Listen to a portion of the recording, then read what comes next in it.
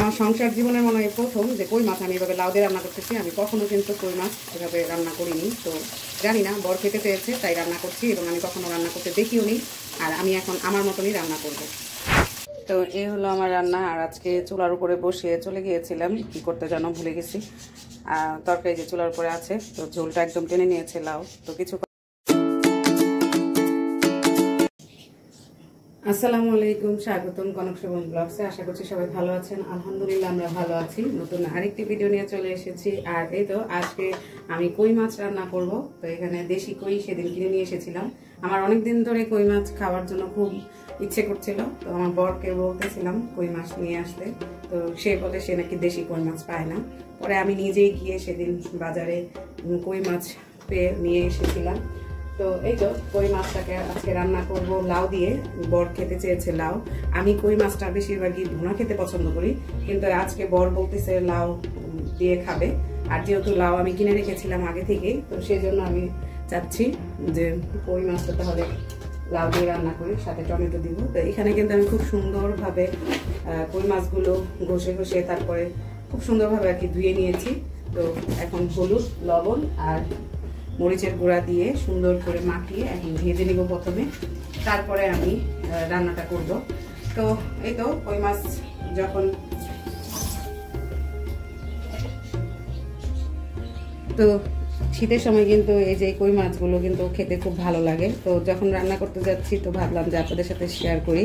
আর কই মাছ রান্না করতে গেলে কেন যেন আমার ছোটবেলার কথা বেশি মনে পড়ে, কারণ আম্মাকে দেখতাম এই কই মাছ, মাছের মধ্যে নাকি কই মাছের নাকি জীবন নাকি রান্না করলেও নাকি মানে রান্না করার সময় নাকি থাকে, এরকম একটা কথা শুনছিলাম। সেটা হলো এটার জান নাকি কি বলে অনেকক্ষণ থাকে।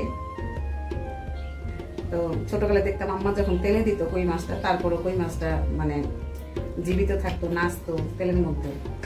তো এটা আর কি মনে করতেছে। এখন তো ফ্রিজে মাছ রেখে তারপরে কোটাকুটি করি, তারপরে তেলে দিই। তো এখন তো আর সেরকম হয় না।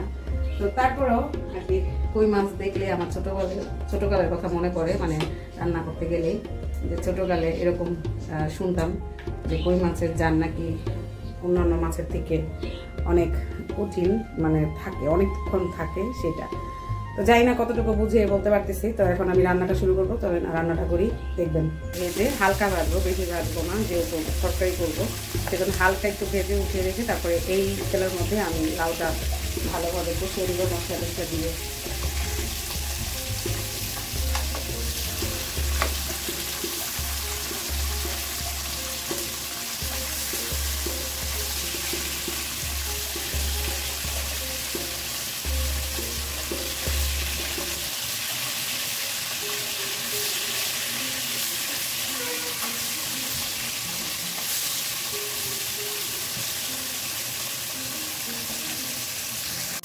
আমার সংসার জীবনের মনে হয় প্রথম যে কই মাছ আমি এভাবে লাউ দিয়ে রান্না করতেছি। আমি কখনো কিন্তু কই মাছ এভাবে রান্না করিনি, তো জানি না, বর খেতে চেয়েছে তাই রান্না করছি, এবং আমি কখনো রান্না করতে দেখিও নি। আর আমি এখন আমার মতনই রান্না করব। তো মাছগুলো হালকা করে ভেজে নিয়েছি, এখন উঠিয়ে নিব প্রত্যেকটা। আর আমার মনে হয় আমি কখনোই এইভাবে কই মাছ রান্না করিনি লাউ দিয়ে। আমি রান্না করেছি হয়তো ফুলকপি দিয়ে বা এমনি টমেটো দিয়ে ভুনা করেছি, কিন্তু কখনো আমি লাউ দিয়ে কই মাছ খেয়েছি কিনা আমার মনে করতেছে না। তো বর কেন যেন খেতে চাচ্ছে, তো ভাবলাম করি, লাউ তো শরীরের জন্য ভালো। আর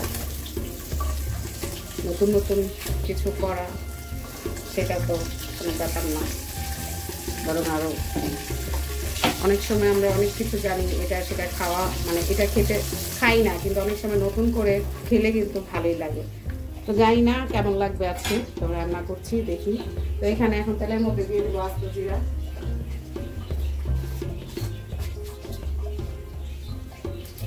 আমি তেলটার মধ্যে এখন পেঁয়াজ কুচি দিয়ে দেবো।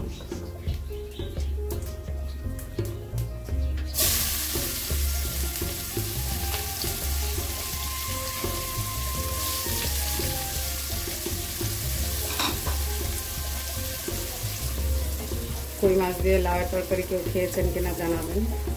আমি আমার বাবার বাড়িতে খেয়েছি কিনা সেটাও আমার মনে নেই। তো আমার কাছে মনে হচ্ছে যে এটা একটা নতুন আর কি রান্না আমার কাছে। বর যখন বলেছে তখন আমি বলেছি লাউ দিয়ে তো কই মাছ কখনো খাইনি, তুমি খেয়েছো? তো বলতেছে হ্যাঁ খাই, করি। আমি তো বিয়ের বয়সে এখন দেখিনি। তো পেঁয়াজটা লাল লাল হয়ে আসার পর এখানে রসুন বাটা, লবণ, হলুদের গুঁড়া, মরিচের গুঁড়া খুব সামান্য দেবো, কারণ লাউয়ের মধ্যে কাঁচামরিচটা দিলে বেশি ভালো লাগে আর কি। আর এই যে জিরা গুঁড়া দিয়ে এখন আমি মশলাটাকে সামান্য পরিমাণ একটু গরম পানি দিয়ে কষিয়ে নিব।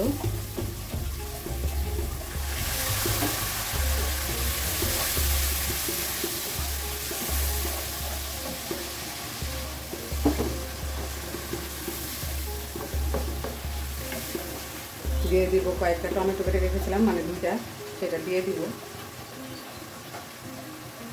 আর আজকে সব কিছু আবার পড়ে গিয়েছে, আমি তারপর শুধু রান্নাটা বসে। এখন কিন্তু বাজারে দেশি এই যে টমেটোগুলো, এগুলো কিন্তু খেতে ভালোই লাগে। সালাদ বলেন, যে তরকারিতে দিলেও একটু টক টক লাগে, ভালোই লাগে। তো এই তো মশলাটা কষানো হোক, তারপর আমি লাউগুলো দিয়ে দেবো। তো লাউগুলো দিয়ে দিব এখন, মশলাটা কষানো শেষ।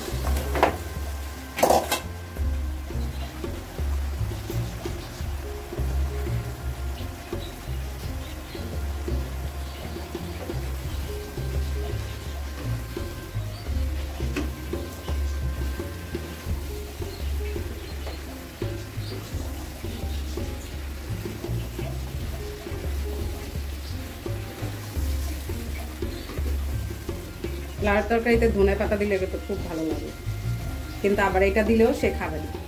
সেদিনে যে রুই মাছ দিয়ে ধনে পাতা দিয়ে লাউ রান্না করছি, সে খেলো না।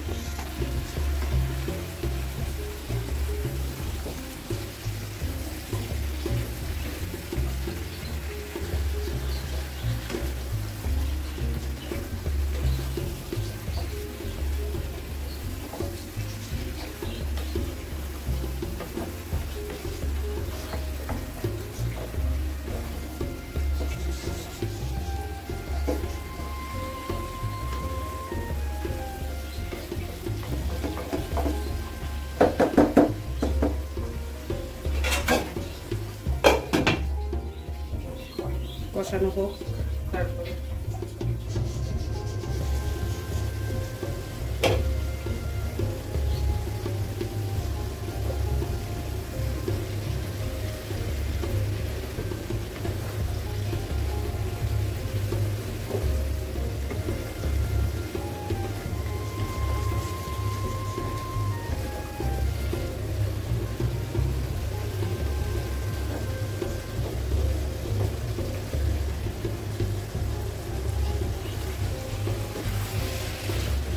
হালকা একটু পানি দিব এখন, দিয়ে মাছগুলো দিয়ে দিব। লাউটা ভালোই ছিল, কষানোতেই কিন্তু প্রায় সিদ্ধ হয়ে এসেছে। এখন ঝোলের জন্য হালকা একটু পানি দিয়ে দিব।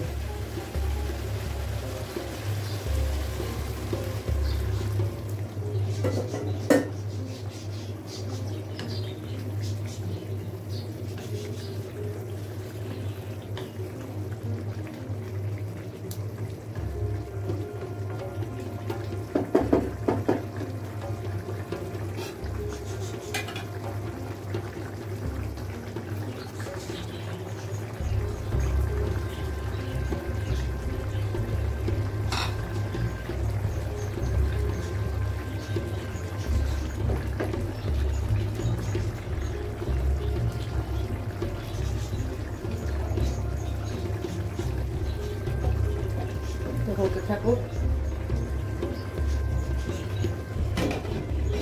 লবণটা দেখে নিই।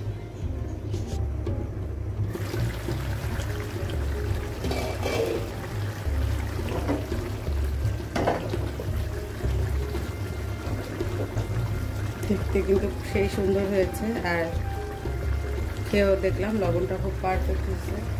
এটা আবার হয় নাই কেন?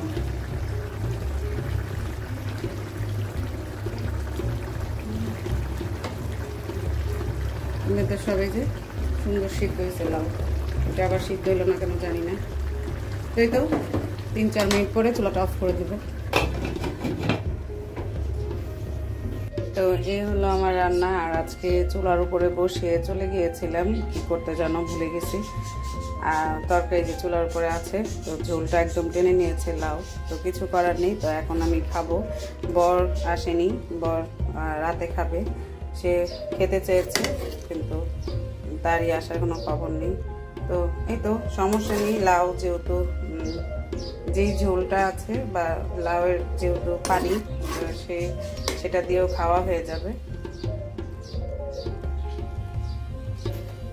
তো এলো দুপুরবেলা খাওয়া দাওয়া করতেছি। লাউয়ের তরকারি কিন্তু অনেকটুকু নিয়েছি, ভাত যতটুকু খাওয়ার ততটুকু নিয়েছে, আর লাউয়ের তরকারি বেশি নিয়েছি কারণ লাউটা শরীরের জন্য অনেক উপকার, সেই জন্য। আর সাথে আছে ধনিয়া পাতা দিয়ে কালিজিরা ভর্তা।